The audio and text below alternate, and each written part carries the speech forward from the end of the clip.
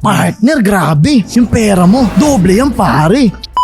2011, doon na uso yung scam eh. Ang networking kasi binary. Ginawa nilang investment scheme. Pinakaunang scam na lumabas doon is Frank Swiss. Narinig ko Yun yung na yan. nagpakamatay pa yung asawa ni Ted Pilon. Ganito yung diskarte nila. Discuss ko lang. Kasi noon, hindi pa uso website. Hindi pa ganun kadaling gumawa ng website. So, baliw yung tao may website. Pag gumagalaw yung pera sa website, parang pera ako. Ano lang naman yung graphics na. Merong isang scammer, ang ginawa niya, dollar. Nasa ibang bansa yung may-ari, pero siya may-ari.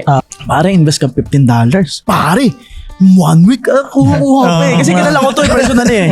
1 week lang pare. Partner, grabe. Yung pera mo, doble yan pare. 1 week lang pare. Ganon, talagang.